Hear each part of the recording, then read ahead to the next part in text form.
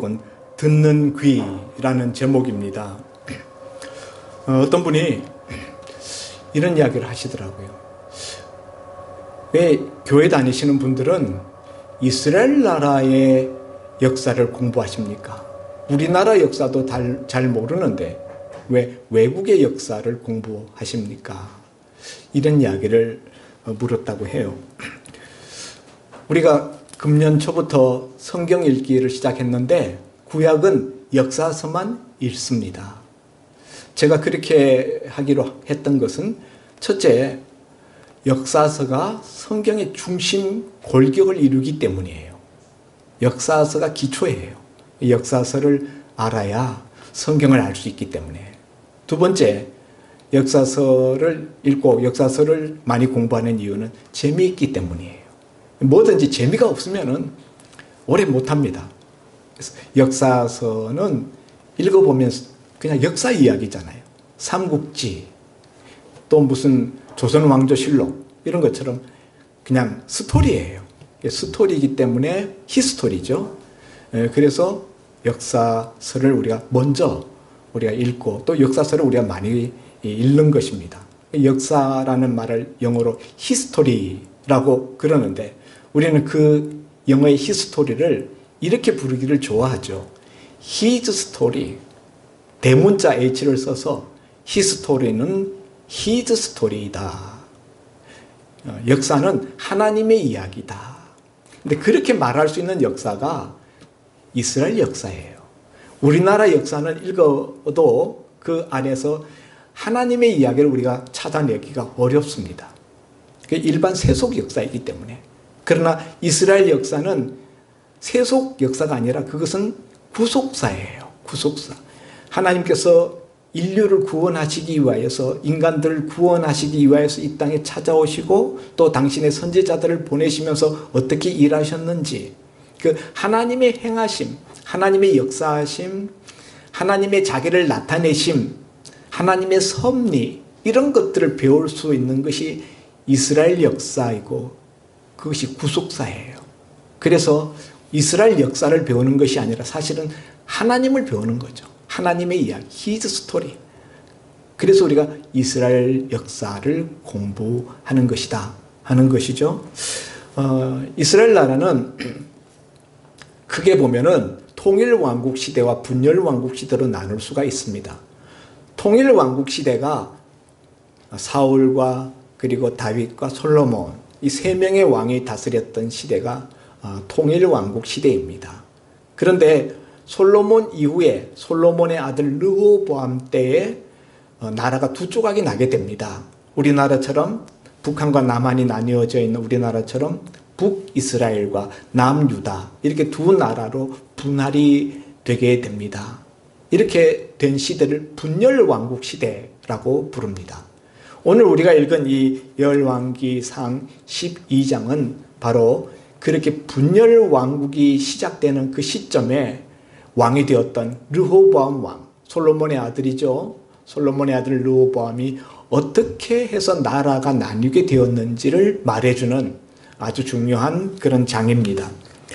오늘 시간 관계상 1절부터 다 읽지 않고 6절부터 읽었습니다만 사실 1절에 보면은 솔로몬이 죽고 이제 르호보암이 왕위에 오르게 되는데 1절 말씀에 르호보암이 세겜으로 갔으니 이는 온 이스라엘이 그를 왕으로 삼고자 하여 세겜에 이르렀음이로라.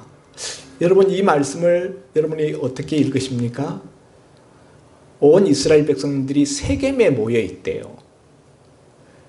거기에서 르호보암을 이스라엘 왕으로 삼고자 지금 기다리고 있습니다. 그 이야기를 듣고 르호보암이 세겜으로 찾아갑니다. 여러분, 보통 왕이 될 때는 어떻게 왕이 되죠? 보통 예루살렘, 지금 르호보암은 예루살렘 솔로몬 왕궁에 있잖아요. 그러면은 백성들이 예루살렘으로 와서 르호보암이시여 우리의 왕이 되어 주십시오. 그리고 거기서 왕의 추대식을, 즉위식을 해야 되는데 지금 예루살렘이 아닌 세겜이라는 곳에 백성들이 모여 있대요. 그리고 그곳으로 왕이 될 르호보암이 찾아가고 있어요. 뭔가 거꾸로 된 것 같은 느낌 들지 않습니까? 왜 이런 일이 일어났을까요? 여기에서 벌써 어떤 역학 구도를 우리에게 말해주고 있는 거예요. 솔로몬 왕 때는 정말 방대한 영토와 막강한 군사력, 그리고 솔로몬의 그 엄청난 그 장악력, 이런 것을 가지고 나라를 다스려 갔습니다. 그런데 솔로몬이 너무 많은 토목공사를 벌이고 백성들의 세금을 너무 무겁게 과중하게 시키고요. 세금뿐만이 아니라 근로노동, 고역에 시달리게 하는 그런 노동들을 많이 시켰어요. 그런 말미암아 솔로몬 정권 말기에는 백성들의 그 원한이 사무쳤습니다. 겉으로 볼 때는 나라가 굉장히 잘 굴러가고 아주 화려하고 풍족한 그런 나라인 것 같은데 백성들은 속으로 불만이 굉장히 꽉 차 있었다. 그래서 솔로몬이 죽고 나자 이스라엘 백성들이 세겜이라는 곳에 모여가지고 거기에서 왕이 될 다음에 솔로몬의 아들인 르호보암을 거기서 부른 거예요. 우리에게 내려오십시오. 내려와서 우리와 한번 회담을 하십시다. 이스라엘 장로들이 거기서 왕을 부른 거예요. 이스라엘은 장로들, 백성들의 그 지도자들인 지역의 그 장로들 중심으로 혈연 공동체를 이루어서 다스리는 나라가 이스라엘 나라예요. 예, 그래서 이 세겜이라는 곳은 에브라임 지파의 중심되는 그런 그 도시로서 나중에 보면 남북으로 이스라엘이 나뉘어졌을 때 북이스라엘의 중심 지파가 에브라임 지파예요. 여호수아가 속했던 에브라임 지파가 북이스라엘 10지파의 중심 지파가 되고 남유다는 유다 지파 하나가 중심 지파가 되는 것이죠. 이렇게 유다 지파를 제외한 나머지 모든 지파의 장로들이 이 세겜, 에브라임 지파의 중심 도시인 세겜에 모여와서 거기서 왕을 불렀다. 왜 불렀을까요?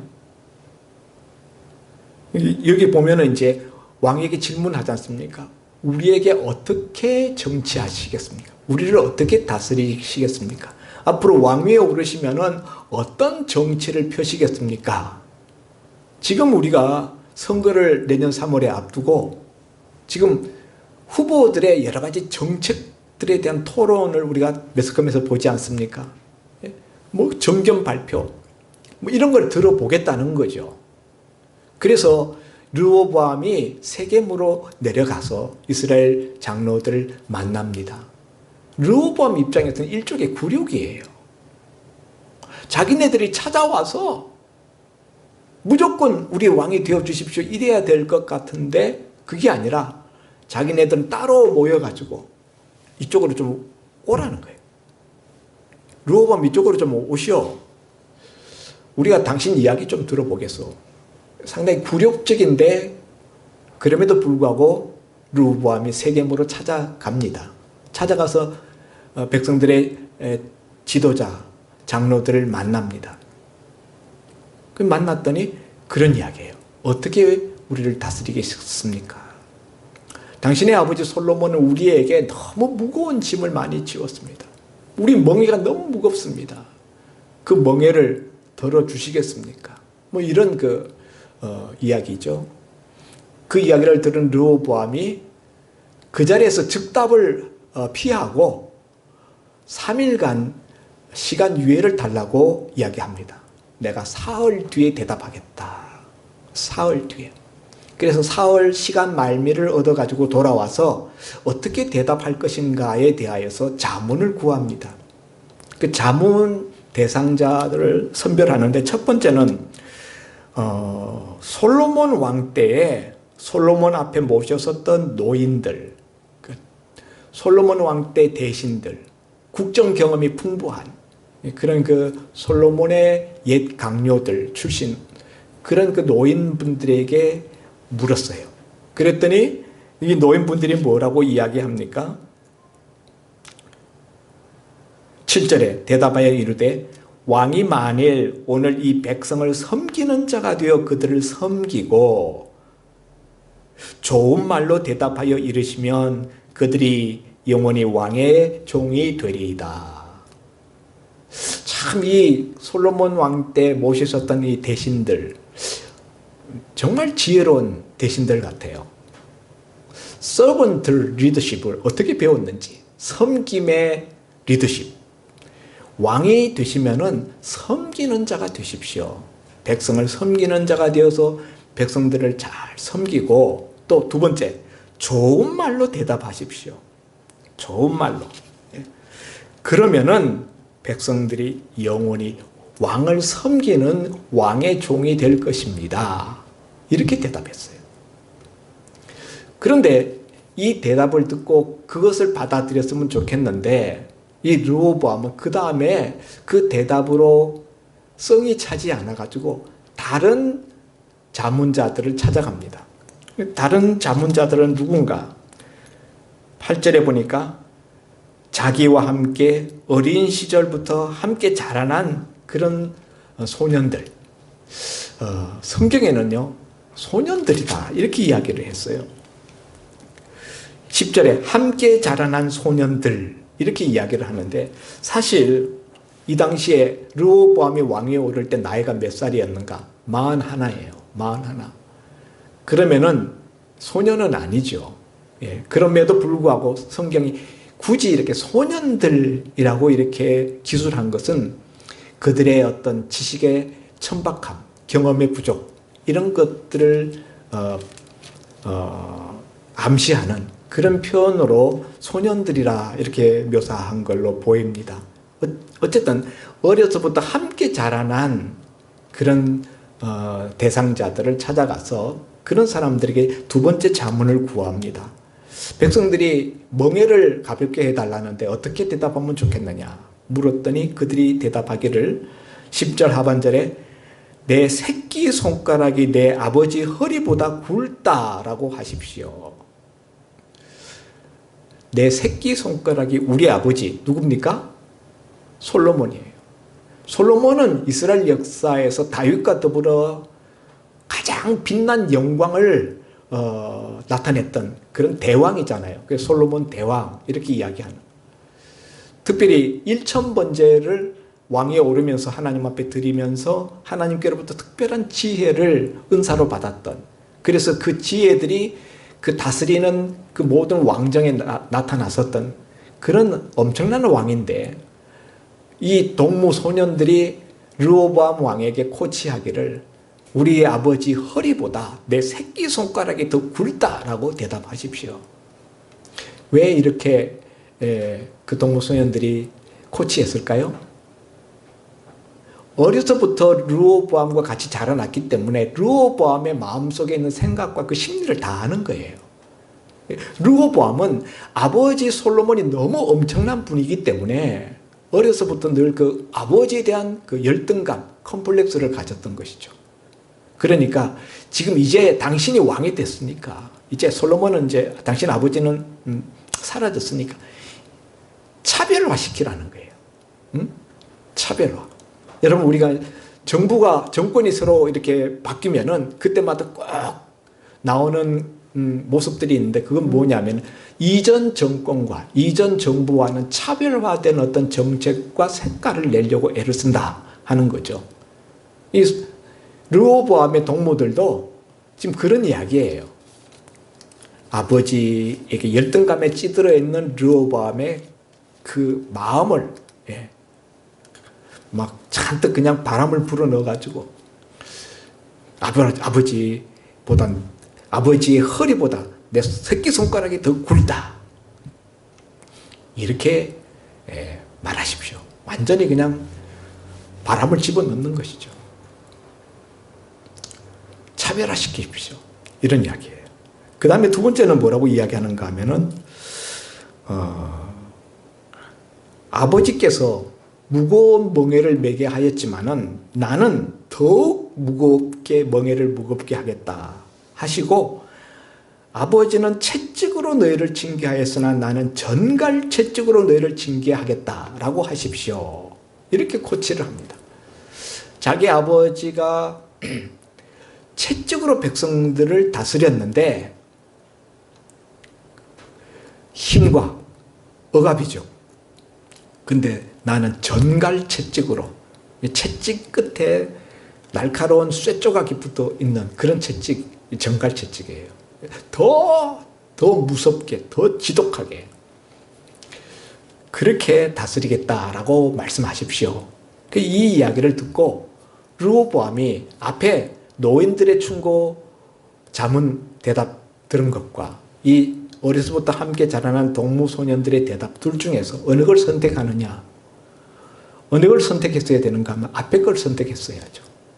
경험 많고 국정에 밝고 나라 백성들을 오랫동안 다스려 보았었던 그 경륜과 지혜가 있는 노인들의 말을 들었어야 되는데 자기한테 익숙하고 편하고 어떤 의미에서 자기 듣기 좋은 말을 해주는 동무소년들의 말을 그걸 대답으로 받아가지고 그대로 말했다는 거예요.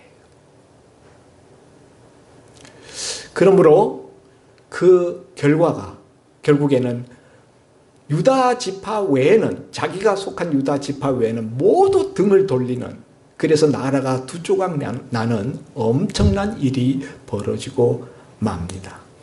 사흘 뒤에, 사흘 시간 유예를 얻어서 사흘 동안 이런 자문을 받고 난 다음에 12절에 사흘 3일 만에 여로보암과 모든 백성이 르호보암에게 나아왔으니 이는 왕이 명령하여 이르기를 3일 만에 내게로 다시 오라 하였습니다. 여러분 1절과 다르죠?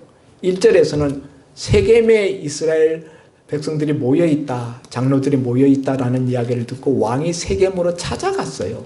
그런데 여기 12절에는 3일 뒤에 여로보암과 모든 백성이 르호보암에게 찾아 나왔어요. 어디로 왔다는 거예요? 예루살렘. 당시 르호보암은 예루살렘 왕궁에 있잖아요. 그러니까 여기서 어떤 정치적인 그 힘의 밀당을 우리가 여기서 보는 거예요. 처음에는 르호보암이 백성들을 찾아갔는데 지금 이제 동무소년들의 코치를 받고 난 다음에는 이 마음이 굉장히 좀 강해졌어요. 그래가지고는 나한테 와. 나 만나려면 나한테 나와. 그래서 예루살렘에서 이스라엘 장로들과 여로보암은 어떤 인물이죠? 솔로몬 왕 때에 솔로몬의 신하로서 공사 감독을 총괄하던 그런 인물로 굉장히 이 똑똑한 그런 인물이었습니다만은 솔로몬 왕에게 찍히고 나서 애굽으로 도망을 치게 됩니다. 솔로몬 왕이 그때 이놈 이거 놔두면 안 두겠다. 그래서 잡으려고 하니까 애굽으로 도망갔어요. 애굽은 당시 솔로몬 때 이스라엘 나라가 너무 커지니까 그 이스라엘 나라를 견제시키기 위해서 반체제 인사인 이 여로보암을 키워줘요. 그랬다가 솔로몬이 죽었다라는 소식이 들려오자 이 여로보암이 다시 돌아옵니다. 이스라엘로 돌아와서 북쪽에 지금 솔로몬 아들 르호보암에 대항하려는 그런 그 마음을 갖고 있는 사람들의 어떤 지도자, 대표격이 되어서 이스라엘 장로들과 같이 르호보암 왕을 만나러 와요. 지금 대답 어떻게 하느냐. 이때까지만 하더라도 완전히 결별하려는 생각은 아니었어요. 왕이 대답을 어떻게 하느냐에 따라서 우리의 세금을 가볍게 하고 우리의 노역을 가볍게 해준다면 우리가 왕으로 모시겠습니다. 그러나 만일 그렇지 않다면 우리는 더 이상 당신을 왕으로 모실 수 없습니다. 이런 그 마음을 가지고 나오는데 대답을 어떻게 했느냐. 동무소년들, 어려서부터 함께 자라났던 자기와 친했던 동무소년들의 말로 13절에 보면 왕이 포악한 말로 백성에게 대답할세 그랬어요. 앞에 솔로몬 왕을 모셨었던 그 노인들은 7절에 보면은 백성을 섬기는 자가 되어 그들을 섬기고 좋은 말로 대답하여 이르시면 좋은 말로 대답하라 그랬어요. 좋은 말로. 그런데 정작 르호보암은 포악한 말로 대답을 했습니다. 결국 이로 말미암아 나라가 두 조각 나게 됩니다. 우리가 다윗의 집과 무슨 상관이 있느냐? 그리고서는 이들이 뒤돌아서서 가는 거죠. 자, 이로 말미암아 르호보암이 생각지도 못했던 나라가 대부분 다 자기에게서 떠나버리는, 이스라엘 12지파인데 11지파가 그냥 가버린 거예요. 자기는 한 지파, 자기가 속한 유다 지파 한 지파만의 작은 왕으로 남게 됩니다. 솔로몬 아버지가 자기에게 엄청난 나라를 물려주었는데 그 좋은 나라를 이렇게 말아먹었어요. 이런 르호보암, 그는 실패한 왕의 대명사입니다. 나라가 이렇게 분리되고 난 다음에 남유다에서는 8명의 그래도 경건한 왕이 일어났습니다. 그러나 르호보암 왕은 그 8명의 경건한 왕 중에도 속하지 못하는 왕이 되고 맙니다. 르호보암의 실패의 원인은 무엇인가? 첫째, 인생의 큰 문제를 지금 이렇게 만났을 때 하나님 앞에 물었다라는 말이 없어요. 하나님 앞에 나가서 어떻게 물었다, 그런 말이 없습니다. 사람들한테 나가서 물었어요. 우리가 인생의 중요한 어떤 문제, 또 인생의 어떤 위기, 이런 순간을 만났을 때 우리가 해야 되는 첫 번째는 무엇을 해야 되느냐 하면 하나님께 먼저 나가서 물어야 된다. 먼저 하나님께 묻는 게 중요해요. 그런데 많은 경우에 이런 이야기를 들으면은 하나님께 물어도 대답도 안 하시던데요, 이런 말들을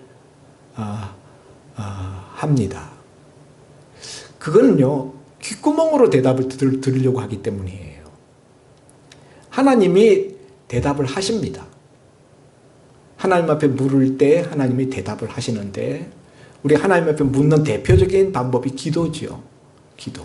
근데 하나님이 어떻게 대답을 하시느냐? 첫째, 성경을 통해서 대답하셔요. 성경 말씀.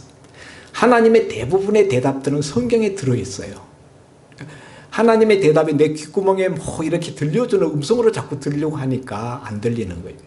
사실은 이미 하나님이 그 대답들을 성경에 다 해놓고 계시다. 그래서 하나님의 대답을 우리가 성경을 묵상하면서 이런 경우에 하나님은 뭐라고 말씀하실까? 성경 말씀을 쭉 묵상하면 그 속에서 대답이 들려요. 그래서 이런 대답을 들으려면 우리가 첫째, 성경이 내 속에 들어있어야 돼요. 성경을 많이 읽고 성경을 알고 있어야 성경을 통해서 대답하시는 하나님의 음성을 들을 수가 있다. 또 두 번째, 하나님이 기도 중에 대답하십니다. 나는 못 들었는데 기도해도. 기도 중에 하나님의 많은 대답들이 우리에게 오는데 대부분 우리의 생각으로 와요.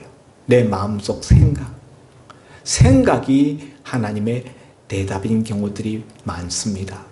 그런데 기도할 때 보면은 처음에 든 생각하고 나중에 든 생각이 다를 수 있어요. 처음에는 이런 생각이 들었는데 나중에는 저런 생각이 들어요. 그러면 어느 것이 하나님의 대답일까? 어느 것이 하나님의 대답일까요? 처음 생각이에요. 처음 기도를 시작했을 때 탁 든 생각, 그게 하나님의 대답일 확률이 많습니다. 나중에는요, 자꾸 자기가 그 생각하다 보니까 자기 생각이 들어가서 그건 자기 생각이에요. 그래서 기도할 때 하나님이 첫 번 주는 마음, 어떤 생각, 그것이 하나님이 주시는 대답일 수 있다. 그럴 확률이 높다 하는 거죠. 이렇게 먼저 하나님께 묻는 게 중요하다 그랬습니다. 근데 르호보암은 사실은 좋은 대답을 들었어요. 그런데 선택을 할 때 좋은 대답과 좋지 않은 대답 중에서 좋지 않은 대답을 선택했습니다. 했다는 거죠. 이게 르호보암의 실패한 이유입니다. 왜 그랬는가 하면은 듣는 귀가 없어서. 듣는 귀가. 그게 오늘 설교의 제목 듣는 귀예요. 듣는 귀가 얼마나 중요한지 몰라요. 예. 다 듣고 있지만은 제대로 듣고 있느냐? 못 듣는 경우가 너무 많다 하는 거죠. 사람은요, 자기가 듣고 싶어 하는 것만 듣는 경향이 있다 하는 거예요. 그러니까 똑같은 설교를 들어도 그 설교의 가장 중요한 포인트를 듣고 그걸 깨닫고 가는 사람이 있는가 하면 못 듣고 그 포인트를 놓치고 가는 사람들도 많다. 그래서 듣는 귀가 있어야 되는데 르호보암은 듣는 귀가 없었다는 거예요. 왜 듣는 귀가 없었을까요? 자기 속에 이미 자기가 대답을 가지고 있어요. 자기 속에 이미 자기가 해답을 자기 나름대로 가지고 있다. 자기 전제, 자기 선입관, 자기 주관, 자기 고집 이런 것들이 이미 자기 속에 들어있어서 노인들의 이야기, 솔로몬 왕 때 모셨던 대신들의 이야기는 그냥 참고 자료예요. 그리고 소년들의 이야기, 그게 자기 입맛에 맞는 거예요. 그게 달콤해요. 그러니까 자기 속에 있는 DNA에 근접해 있는 소년들의 이야기를 채용했다 하는 것이죠. 어떤 의미에서는 듣는 귀가 없다는 것은 자기 속에 그것을 듣고 받아들일 만한 DNA가 없었다는 거예요. 그러니까 우리가 듣는 게 중요한데, 하나님의 음성을 듣는 게 중요한데, 성경 말씀을 우리가 듣는 게 중요한데, 듣는 것 못지않게 중요한 게 뭐냐면 그것을 받아들일 수 있는 내 속에 DNA가 있어야 된다는 거예요. 내 속에 그 DNA가 없으면 르호보암처럼 들어도 그냥 어떻게 됩니까? 설사 들어도 그냥 흘려보내게 되는 것입니다. 그래서 우리 속에 DNA를 바꿔야 된다. 우리 속에 DNA를 바꾸려면 어떻게 해야 돼요? 여러분, 뭐 속에 있는 걸 바꾸려면은 예를 들면 여기 지금 컵에 물이 들어 있습니다. 근데 이 컵에 물이 아니라 포도주로 내용물을 바꾸고 싶습니다. 그러면 어떻게 해야 되죠? 포도주를 위에다 부어야 돼요. 그러면 포도주가 들어가는 만큼 물이 바깥으로 빠져나와요. 계속 붓다 보면 나중에 물은 다 빠지고 포도주로 가득 차겠죠. 예, 흔히 영어로 이런 말을 이야기하죠. 인풋이 들어가야 아웃풋이 새로운 것이 나온다. 새로운 게 들어가야 새로운 것이 바깥으로 나올 수가 있는 거예요. 우리 속에 DNA를 바꾸려면은 하나님의 말씀, 예, 하나님의 말씀이 우리 속에 많이 들어가야 돼요. 그래야 우리 생각, 우리 DNA가 바뀌게 되는 것이죠. 근데 그러려면은 들으려는 마음을 가지고 들어야 됩니다. 들어야, 하나님 말씀이 들어와야 바뀌는데 들으려는 마음을 갖지 않고 들으면은 들어도 허탕이다. 장독대 위에 비가 내립니다. 뚜껑을 닫아 놓으면 아무리 억수 같은 장대비가 퍼부어도 물 한 방울 안 들어갈 수 있습니다. 그러니까 우리가 하나님 말씀을 들어야 우리의 내면이 바뀐다, DNA가 바뀐다, 듣는 귀가 바뀐다라고 했는데 들으려는 마음을 가지고 들어야 된다. 들으려는 마음이라는 것은 무엇이냐? 내 속에 있는 전제, 내 뜻, 내 고집, 내 주장 이런 것들을 비워야 된다는 거예요. 이런 것들이 들어있으면 못 들어가요. 그래서 이런 것들을 비워내고 빈 마음으로 들으려는 마음을 갖고 듣는 것이 중요하다. 그렇게 들을 때에 바뀐다는 거예요. 많은 경우에 성도들이 이런 이야기 합니다. 아유, 안 바뀌대요. 그렇게 예배 많이 드리고 설교를 그렇게 들어도 안 바뀌더라고요. 교인들이. 이런 이야기를 하는데 왜 안 바뀔까요? 자기 소개, 자기 뜻, 자기 생각, 자기 주장, 자기 고집, 자기 DNA 그걸로 똘똘 뭉쳐 있으니까 안 바뀌는, 들으려는 열린 마음이 없으니까, 비인 마음이 심령이 가난하지 못하니까. 그리고 세 번째로는 계속 들어야 합니다. 아까 이 물컵에 포도주를 채우려면 포도주를 계속 부어야 돼요. 계속 부으면 나중에는 물이 다 빠지고 포도주가 차게 됩니다. 우리 마음도 마찬가지다. 하나님의 말씀이 들어와야 우리 내면이 바뀌고 DNA가 바뀌는데, DNA를 다른 말로 바꾸면 인생의 청사진, 인생의 계획, 내가 가지고 있는 인생 청사진, 내가 가지고 있는 계획도, 네, 이런 것들이 똘똘 뭉쳐 있으면은 말씀을 들어도 그 말씀대로 선택하지 못한다는 거예요. 안 바뀐다. 사람이 안 바뀐다. 그래서 계속적으로 말씀을 듣는 것이 중요하다. 빈 마음으로 듣는 것, 들으려는 자세로 듣는 것이 중요하고 계속적으로 듣는 것이 중요하다 하는 것입니다. 르호보암이 하나님의 음성을 들으려는 마음이 없었어요.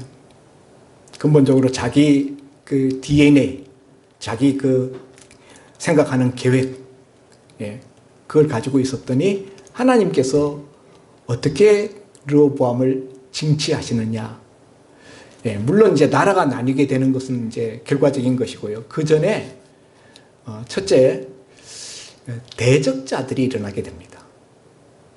왕이 되면은 왕을 협력하고 세우려고 하는 사람들이 모여와야 되는데, 사람들이 전부 저쪽에 가가지고 따로 세겜에 모여가지고 거리를 두고 지금 왕과 대적하면서 힘겨루기를 하는 듯한 모습. 우리 하나님 앞에 범죄하면 하나님이 그 범죄한 사람들을 다스릴 때 쓰시는 방법이 여러 가지 있는데, 그 중에 첫 번째 방법이 대적자들을 일으키신다 하는 거예요. 오늘 본문의 여로보암, 또 이스라엘 11지파, 이들이 다 르호보암의 대적자 자리에 서게 됩니다. 두 번째로 분열과 다툼을 일으키셔요. 하나님 앞에 우리가 잘못된 그런 그 모습을 보일 때 하나님이 우리를 고치시기 위한 방법, 두 번째는 분열과 다툼을 일으키신다. 그래서 그 멀쩡한 집안 안에서 갑자기 부부간에 분열과 다툼이 일어나요. 멀쩡한 교회, 멀쩡한 구역 식구들 안에서 다툼이 일어나고, 이게 더 커지면 나라로 가면 전쟁이 일어나는 거죠. 이것이 하나님이 징계하시는 방법 두 번째예요. 세 번째 방법, 하나님에게 불순종하고 하나님을 경외하지 않는 자에게 하나님이 내리시는 세 번째 징계법은 듣는 귀를 막아버리십니다. 듣는 귀를 못 듣게 만들어버리셔요. 르호보암은 어떤 의미에서 하나님이 듣는 귀를 막아버리신 거예요. 그래서 좋은 자문을 들었음에도 불구하고 그것을 받아들이지 못하게. 그래서 오늘 읽은 맨 마지막 15절에 보면 왕이 이같이 백성의 말을 듣지 아니하였으니 이 일은 여호와께로 말미암아 난 것이라. 르호보암이 듣는 귀가 딱 막혔어요.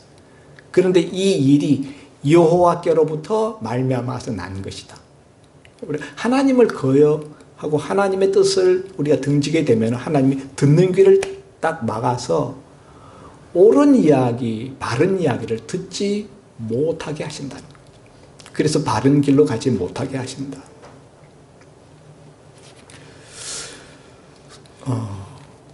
디모데후서 4장 3절에 보면은 말세에 나타나는 여러 가지를 이야기하시면서 사람이 바른 교훈을 받지 아니하며 귀가 가려워서 자기의 사욕을 따를 스승을 많이 둔다. 이렇게 말씀하셔요. 말세 되면 사람들이 자기 귀를 간지럽게 귀를 듣기 좋게 말해주는 그런 말을 해주는 스승들을 많이 둔다는 거예요. 그 사람들은 여러분 듣기 좋은 말을 해주는 것이지 그 사람에게 정말 필요한 정말 사실적으로 꼭 필요한 그런 말을 해주는 건 아니다 하는 거예요. 이 동무소년들 어려서부터 함께 자랐던 르호보암의 동무소년들은 지금 르호보암이 왕위에 오르면은 르호보암한테 잘 보여서 어떻게 해서든지 장관 자리라도 하나 꿰찰 지금 그런 마음이 있는 거죠. 그러니까 르호보암 왕한테 가서 코치하기를 르호보암이 듣기 좋은 이야기만 해주는 거예요. 그래야 자기가 뭔가 환심을 얻고 뭔가 부스러기라도 자기가 얻어먹을 수 있을 것 같으니까. 그래서 여러분 우리가 인생을 우리가 살다가 어려운 일, 위기 순간, 중요한 일을 만날 때 우리가 상담자를 찾을 때 어떤 상담자를 찾아가야 되느냐. 어려서부터 친하고 편하고 내 마음을 잘 그냥 읽어줄 것 같고 그런 사람한테 가서 말하면 안 돼요. 이해관계, 나한테 뭔가 이해관계가 있는 그런 사람, 나한테 좋은 이야기 해주면 뭔가 자기가 이득 볼 것 같은 그런 대상자한테 가면은 늘 듣고 싶은 이야기, 듣기 좋은 이야기만 해주는 거예요. 네 옳다, 네 옳다. 정말 그 사람을 위해 줄 수 있는, 좀 만나면 거북하고 듣기 힘든 이야기를 할 수도 있는, 그러나 정말 진정으로 위하는 그런 대상자에게 찾아가서 이야기하는 것이 지혜로운 상담이다. 사실 솔로몬의 그 대신 역할을 했던 노인분들을 찾아가는 것은 젊은 르호보암 입장에서는 부담이에요. 동무소년들은 어려서부터 같이 놀던 동네 친구니까 막역해요. 친하다고, 대하기 쉽다고, 그가 자기에게 좋은 말, 꼭 필요한 말을 해주는 것은 아니다. 이걸 분별해낼 수 있는 분별력이 르호보암에게는 없었습니다. 듣는 귀가 없었던 것이죠. 성도 여러분, 이런 점에서 참 귀감이 되는 인물이 아람 나라 나병 환자였던 아람 나라 국방장관 나아만 장군이에요. 나아만 장군은 자기 집에 포로로 잡혀와 있었던 이스라엘에서 잡혀온 하녀 게지바이의 이야기를 그걸 귀담아 들었어요. 우리 주인이 이스라엘에 계신 하나님의 선지자 앞에 계셨더라면 이 나병이 고침받을 수 있었을 터인데, 나만이 생각할 때 그런 나병이 낫는 것을 주변에 본 적이 있었겠습니까? 나병이 자연스럽게 고침받는 일은 없는 거예요. 그런데도 불구하고 이 하녀 게지바이의 말도 안 되는 얼토당토 않아 보이는 이야기를 들었다는 거예요. 듣고 왕에게 가서 이야기를 하고, 그 다음에 엘리사한테 갔어요. 힘들어서 그 먼 거리를 찾아갔더니 선물을 마차에다가 얼마나 많이 싣고 갔는데 얼굴 코빼기도 내 보이지 않고 집안에서 단지 사환을 시켜서 말 하나 탁 던지기를 요단강에 가서 몸을 7번 씻으라. 그러면 내 몸이 깨끗해지리라. 아니, 이스라엘의 요단강은 물도 흙탕물이고 아람 나라에는 얼마나 깨끗한 강들이 많은데, 내가 나병이 몸을 씻지 못해서 이 나병으로 고통받는 줄 아냐 하면서 화를 내면서 가자 그랬는데, 그때 나만 장군을 모신 그 종들이 주인이시여, 하나님의 선지자가 이것보다 더 힘들고 더 어려운 명령을, 주문을 하셨더라도 우리가 하지 않았겠습니까? 하물며 요단강에 가서 몸을 씻으라는 것이겠습니까? 그거 뭐 그렇게 못할 일이겠습니까? 한번 해보시죠. 이렇게 이야기할 때 아래 것들이 주인이 아니라면 아닌 줄 알 것이지 웬 잔소리가 이렇게 많아? 이렇게 하고 일거에 그냥 제압해 버릴 수도 있었는데 그렇게 하지 않고 그 아랫사람 하인들의 이야기를 들었다는 거예요. 그래서 요단강에 가서 몸을 씻어서 결국 그 나병이 깨끗함을 받게 되는 그런 은총을 입었던 것을 봅니다. 나만에게 있어서 정말 훌륭한 점은요, 듣는 귀. 나만은 듣는 귀가 훌륭하였습니다. 성도 여러분, 오늘 저와 여러분에게 듣는 귀가 있습니까? 요한계시록 맨 마지막 책의 1장에 가서 그 소두에 보면 이 말씀을 읽는 자와 듣는 자와 지키는 자가 복이 있다. 그래서 하나님 말씀, 하나님 음성 듣는 자가 복이 있는 사람이에요.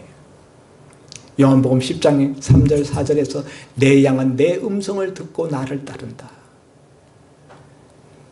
하나님의 양떼들은, 하나님의 양은 주님의 음성을 듣고 주님의 음성이 어느 것이 주님의 음성인 줄 알고 그 음성을 따라간다는 거예요.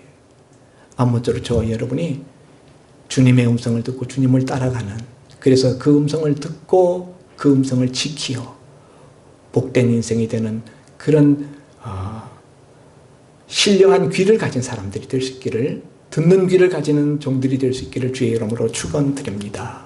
기도합니다. 하나님 아버지, 오늘 르호보암의 이야기를 들었습니다. 듣는 귀가 없어서 좋은 대답, 옳은 대답을 듣고서도 그 옳은 길로 가지 못하고 결국 나라를 파국에 떨어뜨리고 자기 인생도 비참해진 르호보암의 이야기, 아버지 하나님, 오늘 이 땅에서도 얼마나 많이 재현되고 있는지 모릅니다.